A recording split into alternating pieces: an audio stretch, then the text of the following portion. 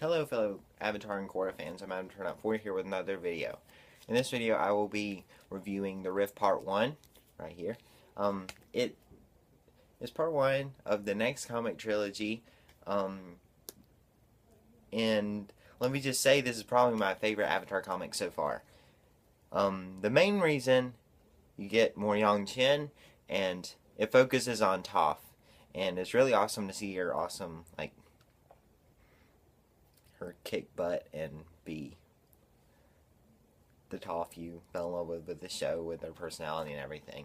And also you meet a lot of interesting characters, including Satoru, which I'll get onto later. So, yeah, let's get started. Basically, oh, by the way, this will have spoilers, so if you haven't read the Rift Part 1, you don't want to know what happens. Quit watching. Okay.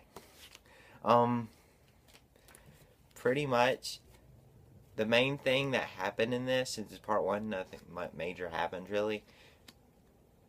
Aang sees Yang Chen in kind of like a vision, and she leads him and his friends follow him to land that was once sacred to the air nomads, which brings back memories for Aang, and you actually get to see those flashbacks, and it turns out a refinery has been built there, and everyone's just like filing the land once sacred to the airbenders, and pretty much that's all that happens once you get there.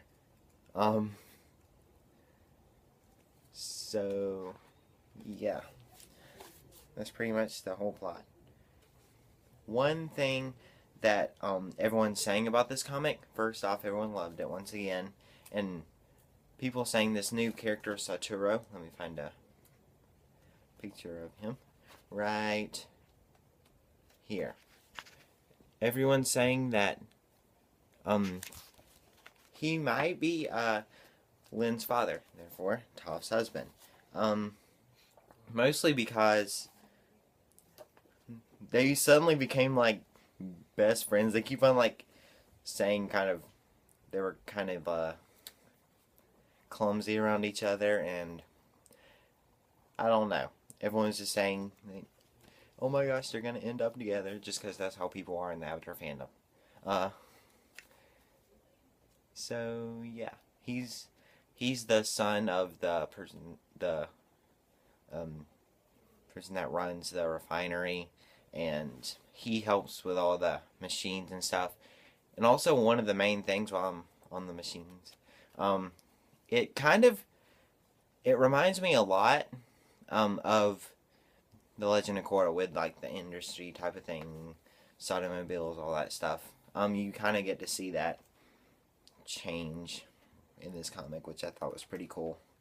And also, one other thing that links it to Korra is you get to see the first ever metal bending cops.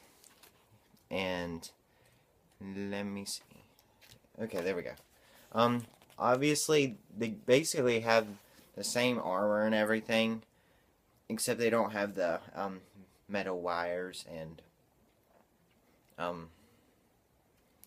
those things. They mostly bend earth from what you see, but I think, yeah, a few of them bend metal occasionally, but most of it's earth, which I think is pretty interesting considering, well, obviously, since the 100-Year War, she started a metal bending school in The Promise, and after that, everyone started doing it. This is several years.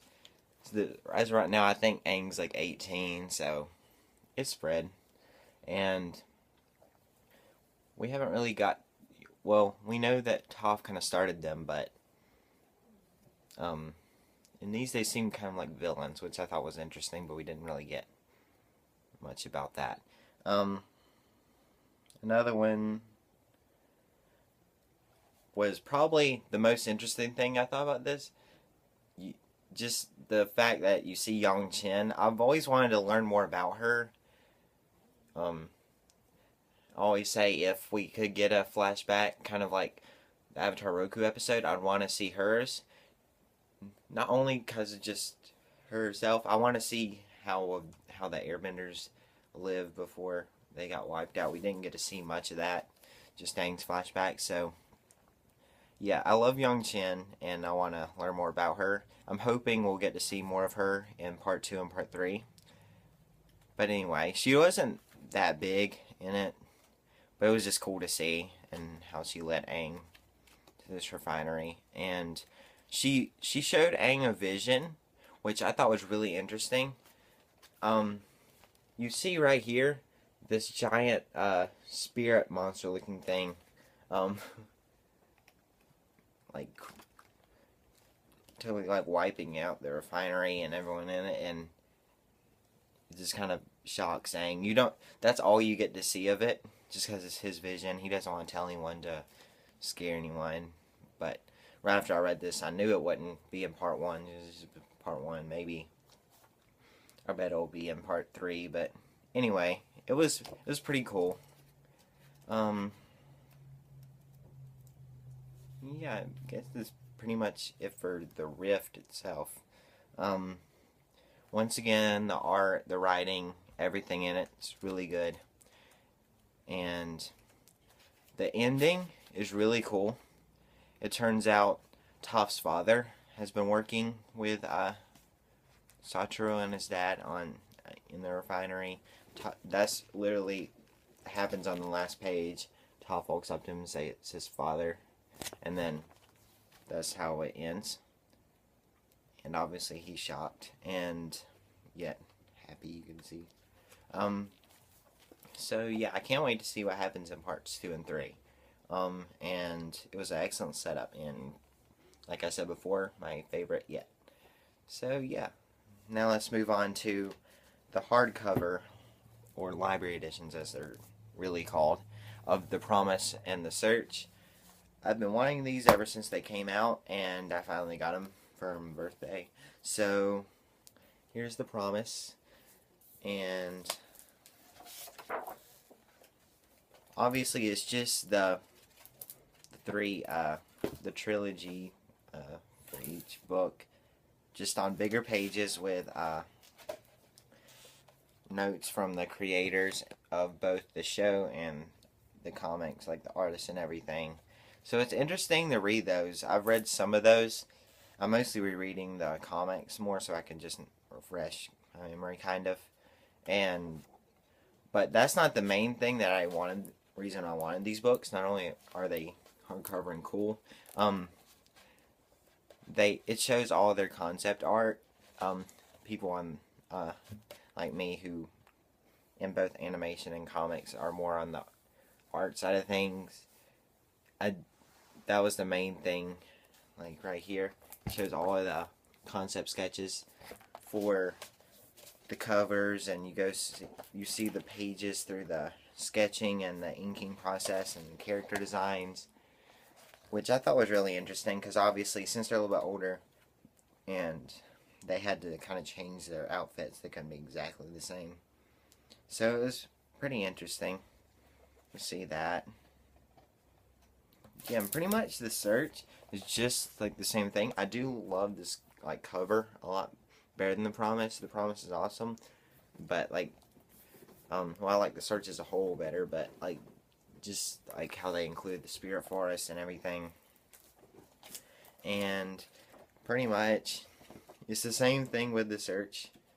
And it has the art once again, and it's cool to see versus character design, since we barely got to see any of her in the series, especially since what happened in The Search. She got a new identity, kind of.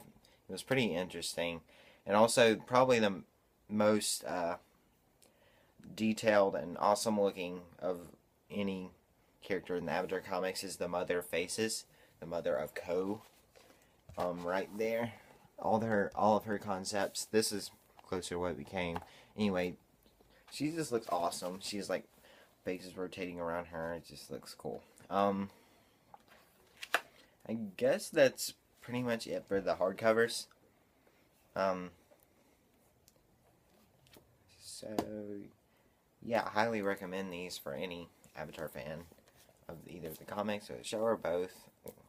And yeah, I really hope they make one of these for the Rift. I'm sure they will, because they've all been like on New York Times bestseller list, and the Rift is now, so surely it will be eventually, probably later this year. But yeah, well, I guess that's pretty much it for this video.